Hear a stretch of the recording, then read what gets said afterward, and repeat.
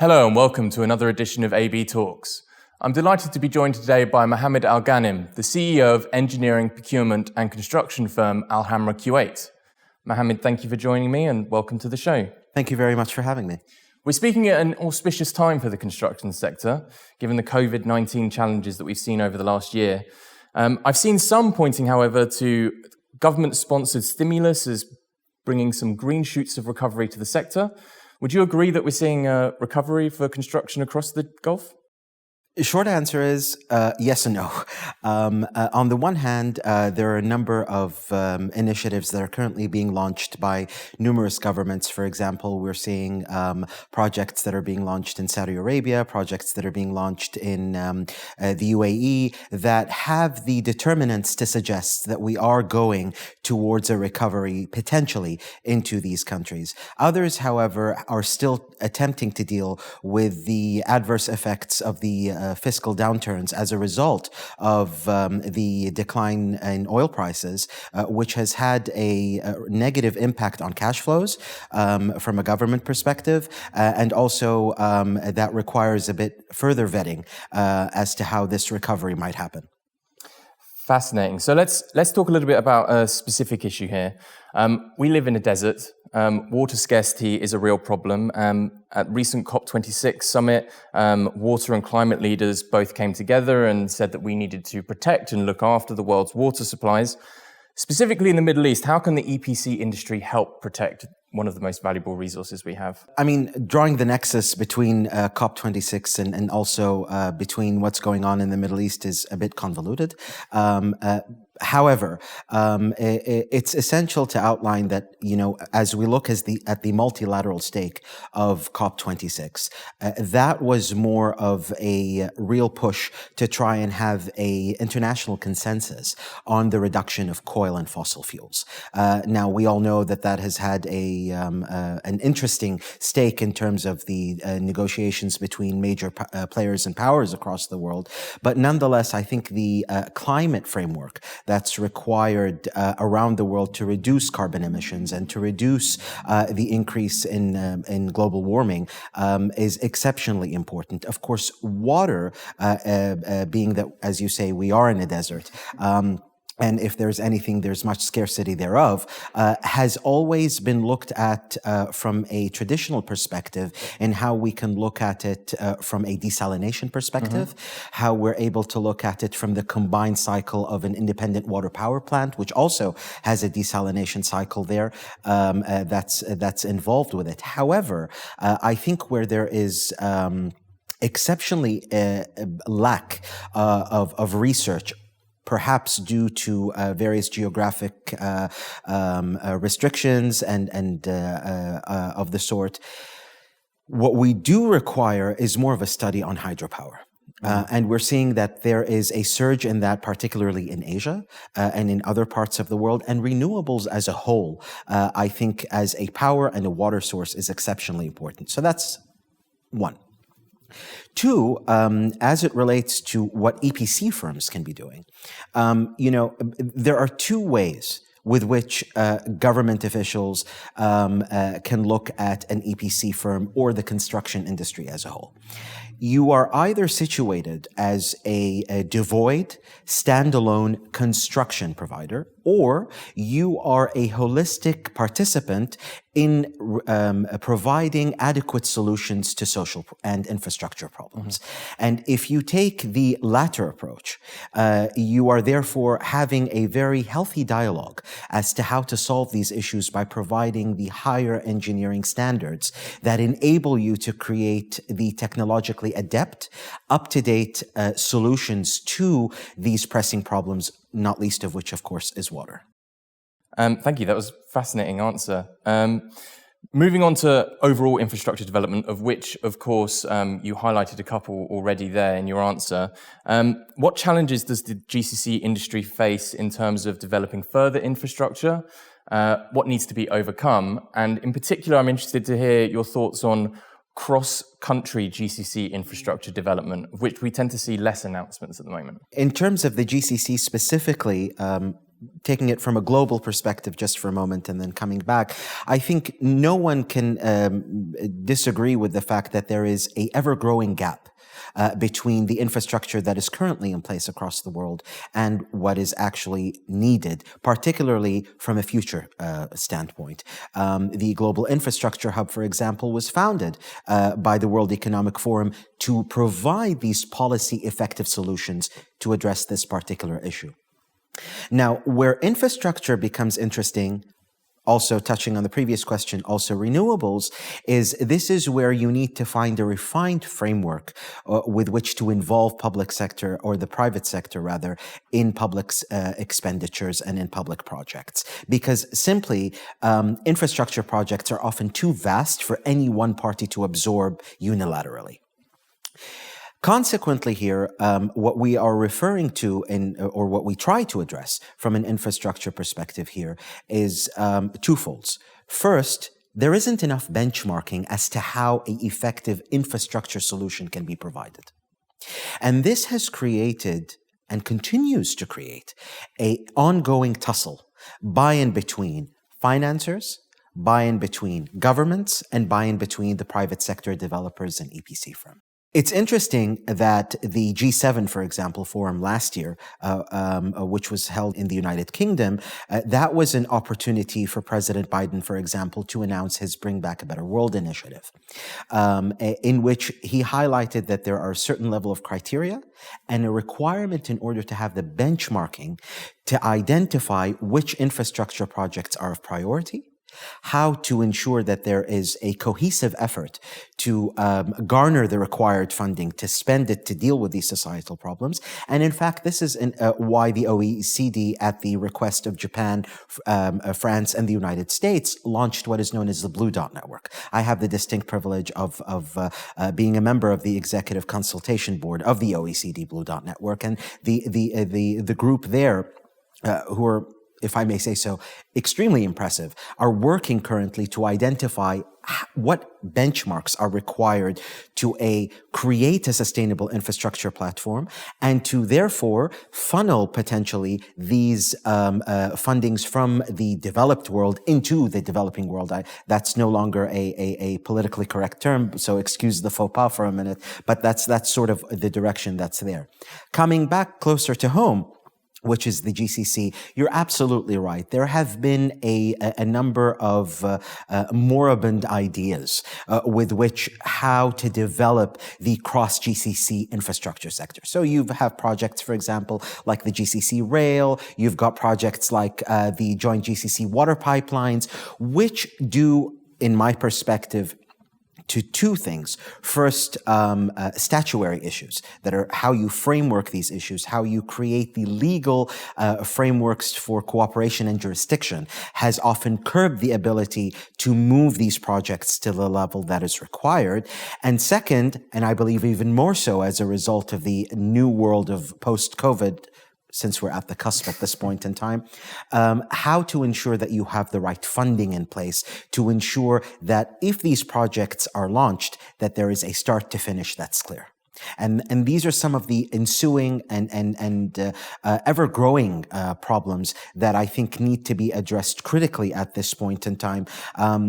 And you're seeing some traction with the GCC states. So a lot of them are actually developing their own internal infrastructure in different strides, of course. However, unifying that into the sub-region that we are here a part of is becoming more and more important.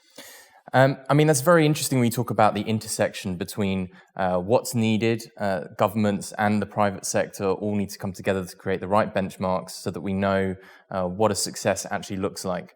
I know that that's happening on a global level, but do you see that kind of dialogue happening in the GCC? Are those conversations taking place in the industry? Not enough. Certainly not enough. And, you know, when we also go back to the global scale, I think people are beginning to come to the common understanding that having this continued conversation is pivotal at this juncture. However, that does not suggest that the global trajectory is even close to a point that there is consensus as to what this means. but it's good enough to start with the conversation. Is that happening here? I don't believe that it's happening. And if it is happening, it's certainly at the outset of it. So it's too early for us to draw any conclusions as to where this is going. Okay, thank you. Let's move on and let's talk about governance standards. Increasingly across the Middle East, they're much more of a hot button topic. Companies are increasingly putting governance at the heart of best practice and putting new policies in place. What more needs to be done, though? What has been developed so far, and where do you see us moving further forward in the future? You know, this is a topic that is again, we're seeing it more on the GCC for a reason, which I'd like to come back to. And the other thing is where we are again globally. So let's take a global, holistic view on this. So there's in terms of framework, in terms of treaties, in terms of sustainability. So you now have what is broadly defined, and this is becoming the really the way forward with which to benchmark these governance standards, what is known as the ESG standards, so environmental sustainability governance standards. You're beginning to see more and more strain and pressure on governments, on funders, to ensure that these governance models are not only just being implemented, but that they have a fiduciary responsibility towards their shareholders to ensure that who they provide lending to are meeting these standards. And this is now beginning to trickle down even into the region. So if you look, for example, very recently, the EIB Bank in Europe has immediately announced, I think 2 weeks ago, that they are no longer, even with their continued customers, going to be financing projects that have carbon emissions or that are related to oil and gas. And so this, as a result, is creating a new trajectory with how the business is being perceived. So long as your lenders are dictating these terms and ensuring that you have to comply, you're certainly going to have to follow suit. For companies like ours, for example, we've already made the commitment to our lenders and to our clients that we are to implement ESG standards within the next 2 years fully, both in our projects and within our corporate governance structures, and ensure that we have the required compliance to audit that this is currently in place. And so that's one. Two, in terms of the GCC market, governance in general is not just a hot topic. Often, it's not people wanting to say that we are able to understand the vernacular that currently is going on a global scale. The majority of the real powerhouses, and at least, these are what all institutions that are following the economies of the GCC tend to suggest, including your own, that the real driver so far of businesses in the GCC are family-owned businesses. And governance becomes exceptionally important when you talk about issues of succession. And it becomes even more important to distinguish buy-in between ownership, management, capacity, and capability. And therefore, when family-owned businesses are now beginning to pass on to the third or fourth generations, which research across the world suggests that this is where ensuing problems might pop up, this is where these governance standards from a compliance perspective and management perspective are exceptionally important. And we've learned a lot. So if you look at the Kuwait case, for example, if you look at the Saudi Arabia's case, this is where the multilateral institutions around the world, such as the World Bank, the IFC, are providing government support services to ensure that these standards are in place by their commerce departments, by their capital markets authority, such that the environment is therefore conducive, not to make this an exception, but rather the norm. Would you think it would be fair to say then, given what you've just said, that implementing governance standards in the GCC is no longer a choice but a necessity? Yes, I think that is a fair assessment. Okay, fantastic. So finally, moving on, let's talk a little bit about yourself. Let's talk a little bit about Al Hamra. When I was doing my research on Al Hamra, I see that you have the stated goal of becoming a global EPC firm by 2030. Yes.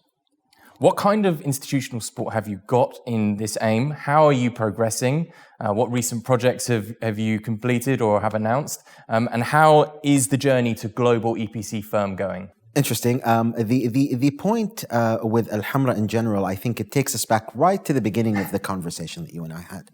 You know, the name of the game post-COVID, or even during the spike of the pandemic, was resilience. And oftentimes we conflated resilience with ensuring that we just stay on and are able to overcome this challenge. In fact, where this global, from local to global for our firm comes from, is the fact that we felt that COVID was an opportune juncture for us to transform into being something bigger and better. And so transformation for us was the byproduct of COVID, not necessarily resilience in of itself. We have, as an institution, been working in the region on an opportunistic basis. So we've seen projects, for example, in Saudi Arabia, in the UAE, in Oman, in Iraq, where we felt that we had the bona fides and the competencies that enable us to effectively deploy our resources for delivering these projects. However, what we now have taken under consideration is to ensure that rather than going after a project, we rather go after the market. So we're looking at various markets that we're currently exploring. We're looking at certainly markets like Egypt, markets like Oman, that are showing promise. We, of course, have, in terms of our governance standards, the minimum thresholds that need to be manifested such that we make a decision to go for these projects or to enter into these markets. And that's one of the things that we're looking at. Governance and procedures is intrinsic to ensuring that we achieve this goal within the next couple of years. And of course, there are two other issues that we're scrupulously identifying at this point in time. One is, how do we effectively deploy up-to-date technologies, either through acquisitions or through partnerships that we're currently going into. And the second is by becoming, if you will, a one-stop shop where we can bring in our capacity to bring in lenders, to bring in our technology providers that we've worked with, or larger EPC firms who we have a good working relationship with, to move into these projects and markets together. And also, from a post-COVID perspective and from a transformation perspective, I think EPC firms and businesses in general are now beginning to also reassess their risk appetite and how they can mitigate this risk as they go to pursue future businesses. And so these, if you will, are the basic tenets of how we hope to achieve our global growth over the next few years. Fantastic. Thank you very much for your time, Mohammed. I wish you the best of luck in the future, and hopefully when I see you back here next time, we'll be toasting even more to your success. Thank you so very much. Thank you. I appreciate your time.